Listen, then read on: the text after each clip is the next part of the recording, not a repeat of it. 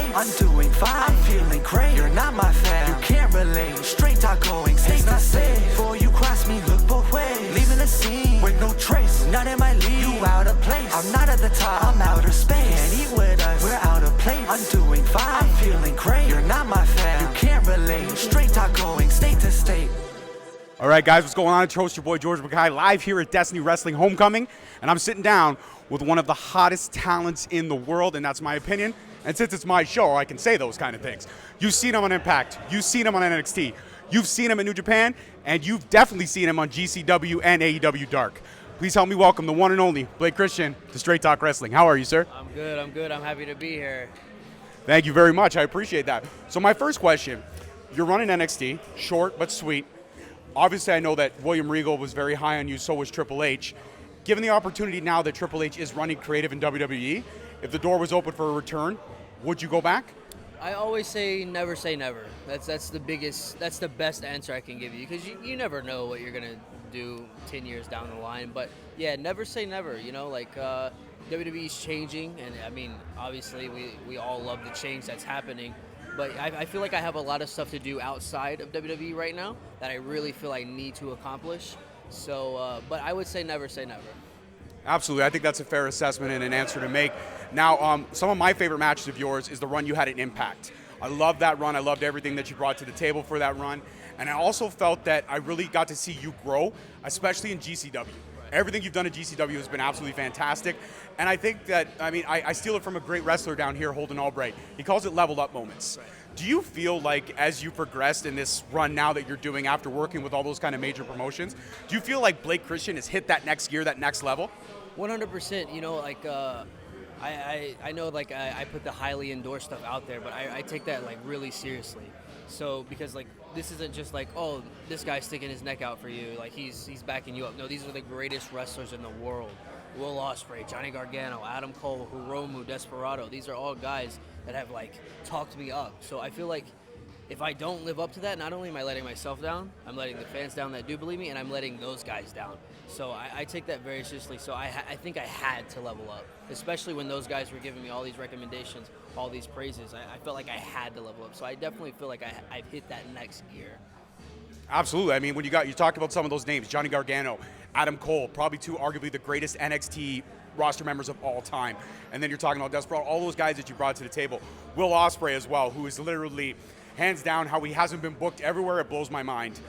When you think of some of those names that have endorsed you, as a fan, because I know you're a fan first and foremost, as a fan, do you kind of have those geek out moments where you're like, oh my God, I can't believe this happened? It's kind of the same feeling like when I was like in WWE, like my bosses were Triple H and Shawn Michaels. Like I'm talking to these guys about my matches. I still kind of can't believe it, because as a kid I was watching these guys on TV. You know, when I was starting out wrestling, I loved Hiromu, I loved Desperado, I loved Will Osprey, Adam Cole, Johnny Gargano. I loved all these guys. So now that they endorse me, now that like I've worked for Triple H and Shawn Michaels, I still kind of get those moments where like I can't believe like these people not only endorse me but talk to me and all this stuff. So I definitely feel like I do have those moments. 2022 is coming down to an end, and you've had a great 2022. 2023 is literally around the corner. What's the Christmas gift that Blake Christian really, really wants? What do you got your eye on for Christmas? Is there something special out there? Maybe a fan might want to send on a wish list? Blake Christian got a gift that he's looking for? I mean, obviously being on the Straight Talk Wrestling podcast, that's a huge hit though, right? Yeah, 100%. Yeah, I don't know, man. I'm not, I like gifts, obviously, but honestly, when it comes to Christmas, my parents ask me what I want for Christmas all the time, and I tell them the same answer. I don't know, because I don't. Like, it's a question that's like on the spot. Like, but yeah, I don't know. Like, what's my ultimate Christmas gift? But yeah, I can't give you that answer because I don't know myself. Fair enough. My ultimate Christmas gift I got last year was a PS5, and I've been digging on that. Okay. So that was my ultimate gift that I was looking for. Okay. I mean, little me would have preferred a PlayStation, but then you go to PS5. I mean, you look at night and day progression of games. Are you a gamer in your spare time? I am. I do have a PS5, so yeah, I am very much a gamer. What are you playing these days? I play really anything. I'm not a big sports fan. I don't play like a lot of sports games. Me either. But I play pretty much anything really. God of War, Call of Duty? I haven't played God of War yet, but I do play Call of Duty. I also play this game called Neo. Okay, yes. It's really hard, It makes me rage a lot. I like the Elden Ring, Dark Souls stuff like that. Okay, I play gotcha. that. You're an Halo. RPG gamer. Yeah. Nice. I play a lot of that stuff.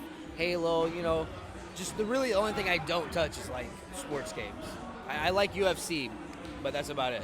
Yeah, I only do the games when I'm when I can create my own character and have those dream matches for myself. Like I'm a hardcore Sting mark. Right. Sting is one of my all-time favorites, and Triple H. Okay. I mean, I was a Triple H fan from Terror Rising. That's how you know I'm a fan.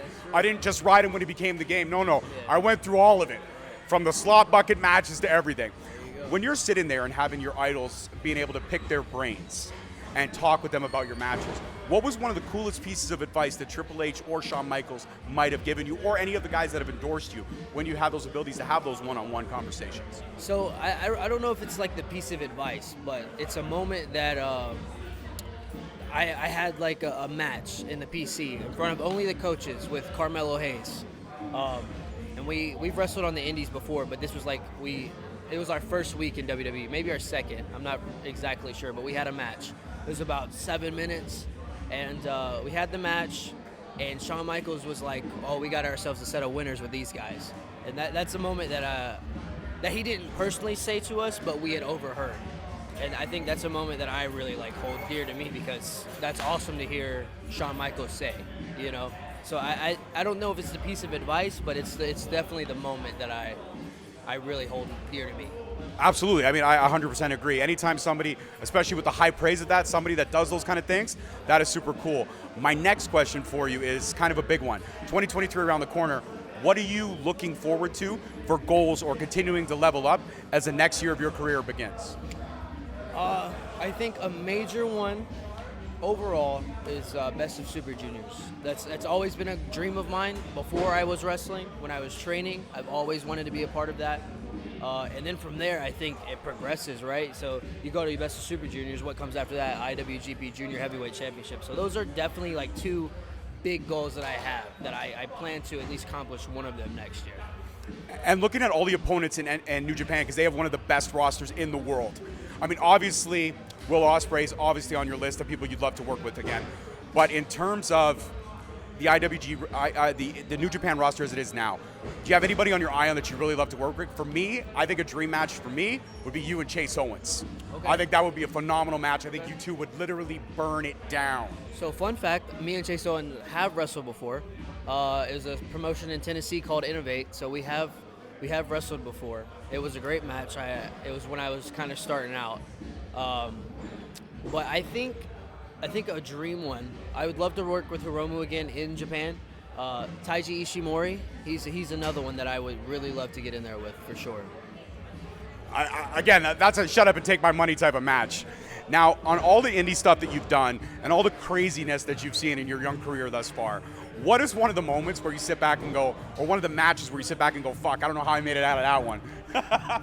Probably the Jon Moxley. I've only bled like 2 times in my career. Once in WWE, me versus, oh boy, it was so long ago. His name has changed too. Either way, I took a knee brace to the head and it busted me open right here. And Ikemanjiro, there it is. There you go. And me and Ikeman on 205, we did something and I clocked his knee pad or his knee brace and it cut me open. But definitely the Jon Moxley one, because there was glass involved. I was bleeding profusely, and I've never bled like that before in my life. So that was definitely one I was like, oh, I don't know how I made it through that one, but yeah, I did. Yeah. I've heard that working with Jon Moxley and kind of going through the motions of a match is an eye-opener for anybody he's working with, because the amount of punishment he's willing to put his own body through, you yourself feel like you have to reciprocate that. Okay, dude, if you're willing to go on a bed of nails through a glass table and light yourself on fire, I've got to somehow reach that level with you. When you're sitting down with Jon Moxley and choreographing these matches or working through it, are you sitting there going, fuck, man, I hope they have EMTs on standby? I really wasn't, because like I was like, okay, I kind of knew what I was getting myself in. I've been watching Jon Moxley throughout his time in GCW, so I already knew what I was getting myself into. But yeah, once the blood started like pouring out of my head and then there was more glass, I was like, oh God, But yeah, no, I knew what I was getting myself into. but I didn't know like how much blood was gonna come out of me. I didn't know how much that glass was really gonna hurt.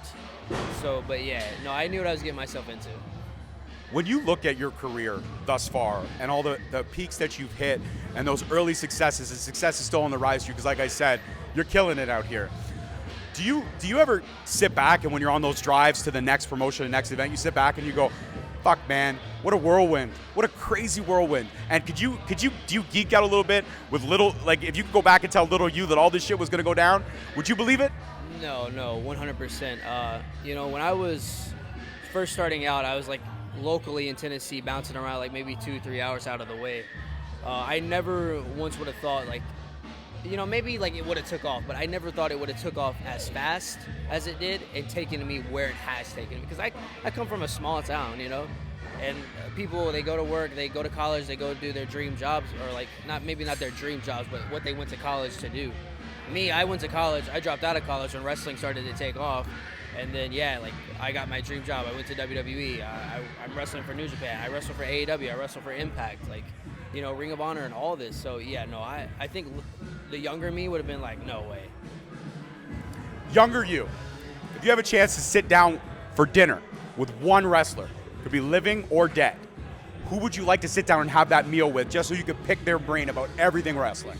Same answer I give. I'm asked this all the time. The same answer is always Eddie Guerrero. 100%. He's my all-time favorite wrestler. I knew, like, I liked Eddie Guerrero before this specific match, but I knew he was my favorite with this specific match, which was on SmackDown. It was against Kurt Angle. It was 2 out of 3 falls, and it was just the first beginning half of the match that made me really like, okay, Eddie Guerrero is my all-time favorite. Eddie Guerrero was out wrestling Kurt Angle. Kurt Angle's getting mad, so Kurt Angle starts cheating. Eddie Guerrero gives him a warning. He's like, okay. Kurt Angle does it again. Eddie Guerrero's like, okay, we can play that game. And then he starts cheating. And then it's just like Eddie Guerrero showed that he could out-wrestle him. Yeah. But he's like, okay, I can play this cheating game as well. And that's when I knew that he was my all-time favorite. Absolutely. Lie, cheat, steal. I put Eddie Guerrero on my top 5 any day of the week. And then again, you mix him with so many different layers of so many different performers. But Eddie Guerrero had just a different feel to him. And it sucks because I think about if his life wasn't cut short, I think about all those matches that he could have had. And I think about some of the great stories that he could have been told in the ring. And this is a cool question. I think you'll get a good perspective on this for me with your answer. I always call wrestling the great dance. When you could find that partner in that ring that you could tell that story without words and bring out all these raw emotions. Because a lot of people don't see the artistry in wrestling. And that's one of the things I appreciate the most about a fan. And I think that's why I gravitated so much towards Triple H, because the technical side, the cerebral assassin side, the layers to a story. Yes, in its core, wrestling is good versus evil. A fight. That's what wrestling is. But there's so much to a story that can be told. Have you found that great dance partner that you could have that fight forever feel with yet? Or do you feel like you're still kind of searching for that ultimate opponent? I don't know. You know, like I've had some pretty good matches with like Alex Zane. Me and Alex Zane have toured up everywhere, back to back on weekends, and so I would say maybe him. But like when me and Will Osprey have wrestled twice. Once in a triple threat, once in a singles. And the first time we ever got in there, we cleared out, Trey Miguel was cleared out of the ring. Me and Osprey had not touched yet. And the crowd was just up. And they were chanting Osprey all heart, Osprey all heart. And I was like, okay, this is awesome. And then, travel future down the road, I'm wrestling Desperado and Hiromu in a triple threat. And the crowd is going nuts. I mean, we also like included the referee in that moment, but the crowd was going nuts before we included the referee in that moment. And then wrestling Hiromu, you know, the crowd was up during the middle of that match, like, this is awesome. So I mean, I don't know. I think maybe I'm still searching, but like I've had some really good matches with some really good guys. Again, I can't say no because you're 100% right. I can already see a Blake Christian greatest hits video, and there would have to be 4 or 5 parts. Because every match for me is 5-star. I'm so excited to see you wrestle in person tonight, and you're taking on the Destiny champion, Aiden Prince. Now, when it comes to holy shit moments, Aiden Prince has had a lot of them. I think you two tonight are going to put some magic. I don't know if this is your first visit to Canada, but if it is, being here or being back here and facing a caliber of a talent like Aiden Prince, what's going through your head right now in preparation for this match? So it's not my first time in Canada. I've been here before. I've been to Ottawa. First time in Toronto. First time at Destiny. Okay, so first time in Toronto. Yeah. T-Dot, the 6 for life, baby. Aiden Prince, I've heard a lot about him. I've seen a lot of his stuff. He's definitely a phenomenal talent. Like you said, he's had a lot of holy shit moments. So have I, though. I've wrestled a lot of major caliber talent, so like it's not like the nerves are getting to me. But I'm definitely down to see like what he's made of tonight. I'm always looking forward to a match, especially when someone's hyped up like Aiden Prince is. So yeah, I'm excited for the match alone. I'm excited to see what we create, and I'm excited to see the holy shit moments that we create. Absolutely, I'm excited as a fan to watch them. My final request, if you don't mind, if you could look at the camera and just tell everybody that you had an awesome interview with Straight Talk Wrestling and they could subscribe to us, would be a Christmas wish come true. I had an awesome time talking to Straight Talk Wrestling, and if you could please subscribe, because I'm gonna subscribe and I'm gonna start watching for sure. I watched the predictions. Didn't predict me to win, but you know, it's okay. I'll let that one slide. But yeah, subscribe because I'm gonna subscribe. Much love, guys. This has been my one-on-one with Blake Christian. This has been an absolute geek out moment for me. Peace, love, and wrestling. We'll see you next time.